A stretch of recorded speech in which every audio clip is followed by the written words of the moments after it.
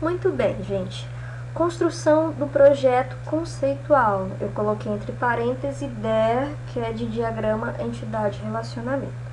Como eu falei para vocês, antes de construir o meu projeto conceitual, eu preciso fazer um levantamento das informações, certo? Então, depois que eu tenho essas informações, o que é necessário fazer? É necessário identificar todas as entidades importantes da situação em questão, tá? Depois de identificar as entidades importantes, eu vou identificar todos os relacionamentos. Depois de identificados os relacionamentos, eu identifico os atributos relevantes, ou seja, importantes, e associá-los às entidades já definidas. Depois disso, eu vou identificar as chaves primárias e posteriormente as chaves estrangeiras, tá? As chaves estrangeiras a gente vai tratar no projeto lógico. E, por fim, desenhar o nosso diagrama entidades-relacionamento, tá?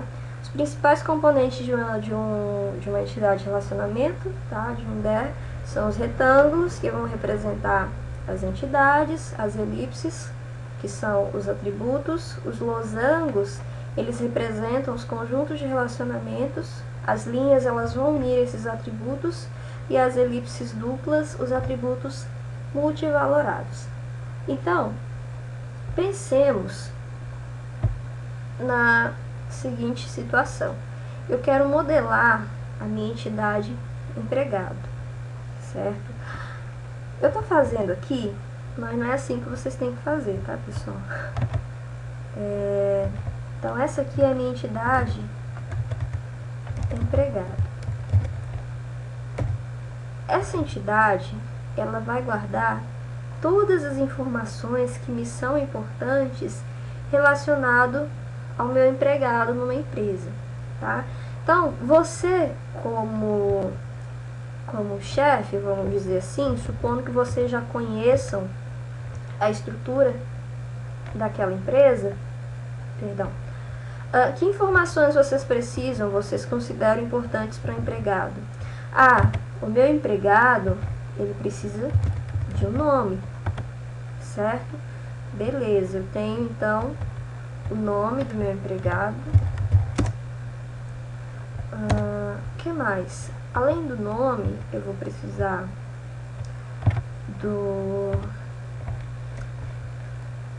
da data de nascimento,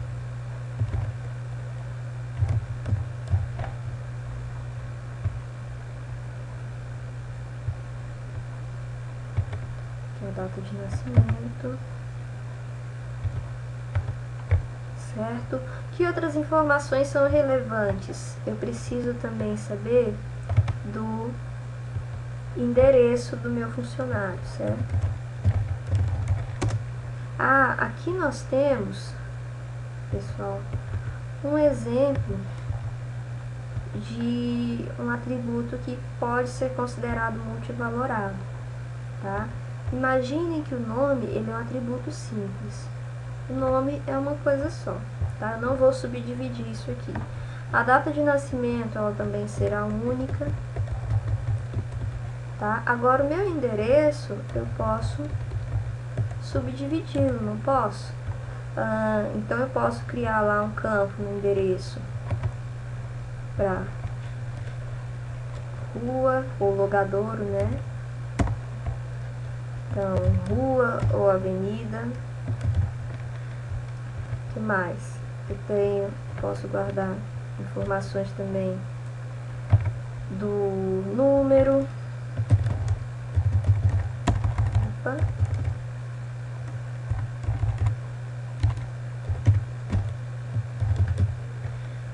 O número da residência, certo?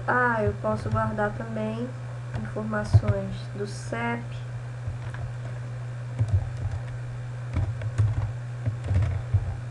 então eu tenho a rua, eu tenho o número da minha rua, eu tenho o CEP, eu tenho também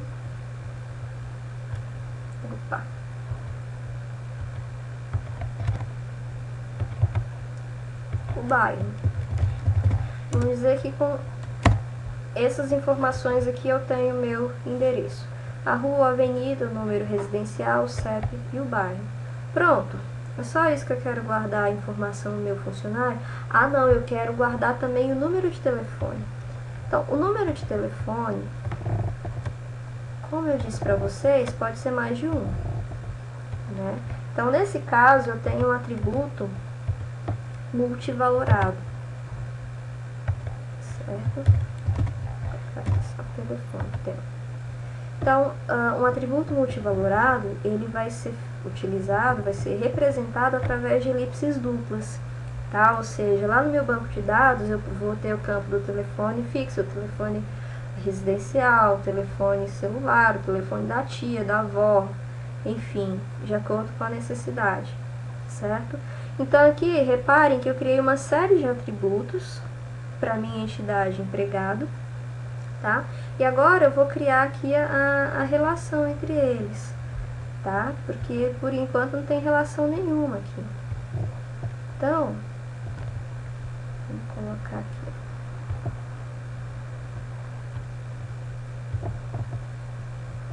O empregado, ele possui um nome, ele possui uma data de nascimento,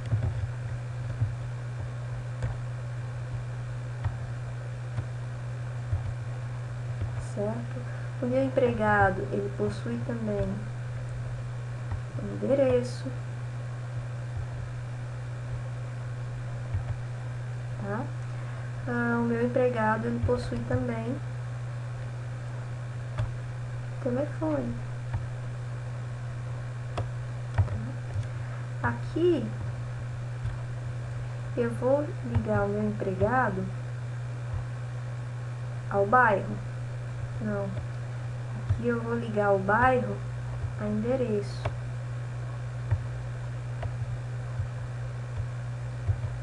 Pronto.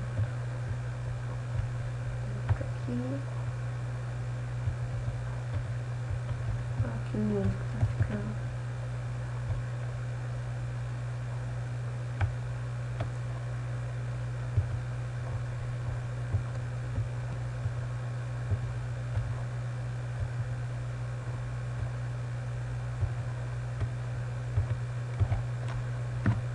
Pronto. Aqui eu criei, então, o diagrama, tá? Do que? Ah, do meu banco de dados inteiro? Não. Eu criei o diagrama apenas da minha entidade empregado. Tá faltando alguma coisa, pessoal? Aqui? Tá. Tá faltando a minha chave primária, tá? O que é a chave primária? É a chave que eu vou utilizar para identificar aquele meu empregado. Por quê?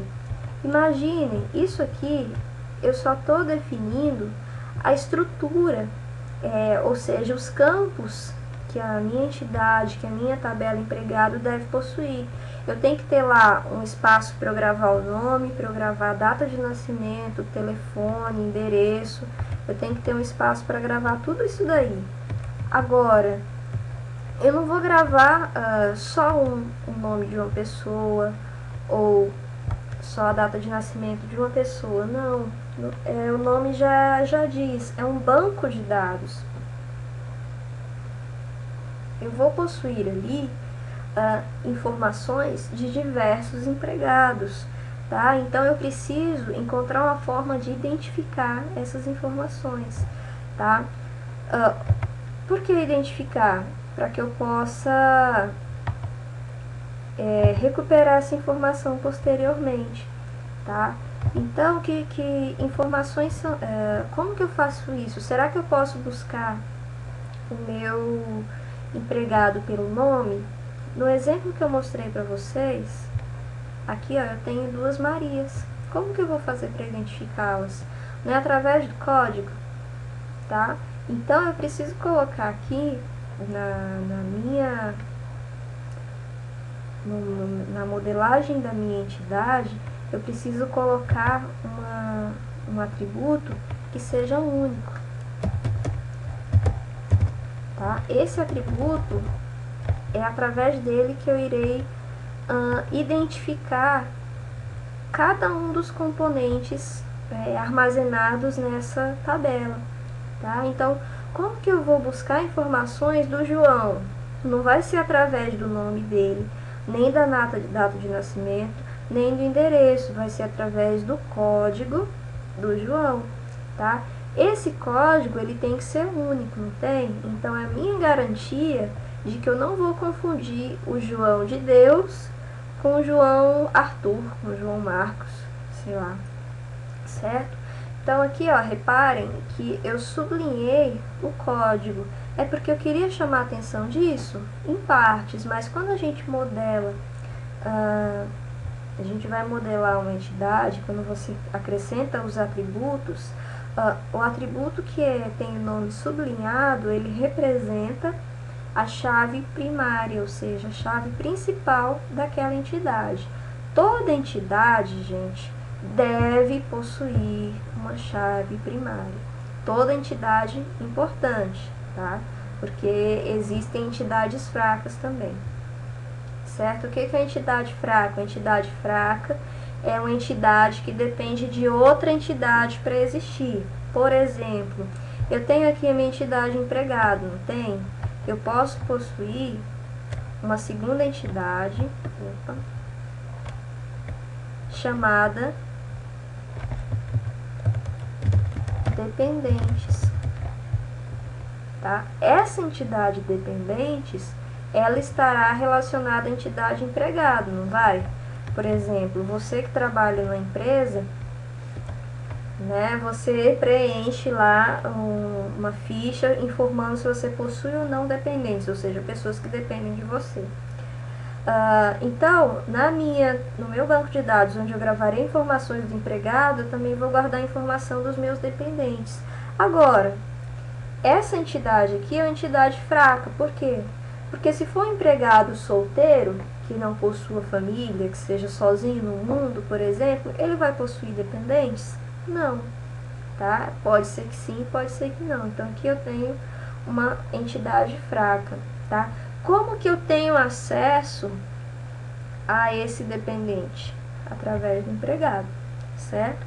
Então, aqui foi um exemplo de como se modela uma entidade, tá? Isso aqui é uma entidade só, então imagine meu banco de dados, eu tenho que gravar a informação do empregado, guardar a informação do dependente, então essa tabelinha aqui ela vai possuir uma série de atributos também, tá? Eu vou gravar informações a respeito do departamento onde o empregado trabalha, tá? E uma série de informações. Então, para cada entidade vai haver um diagrama desse tipo aqui, tá?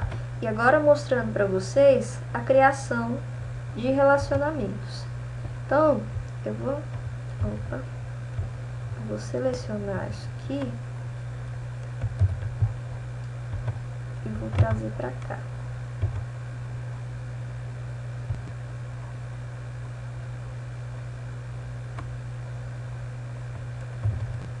Não teve jeito. Tudo bem.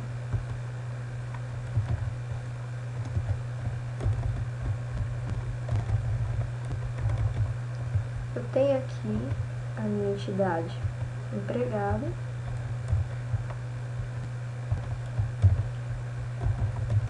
né, que possui esses atributos aqui. E agora eu quero criar um relacionamento da minha entidade empregado com a entidade departamentos.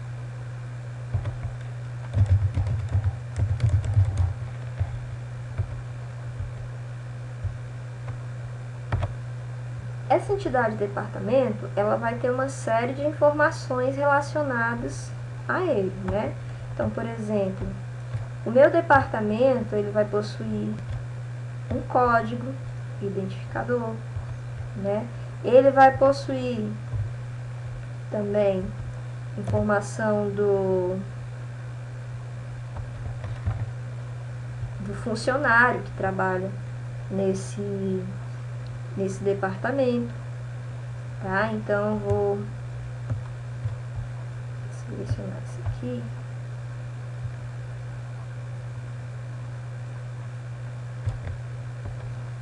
colocar aqui.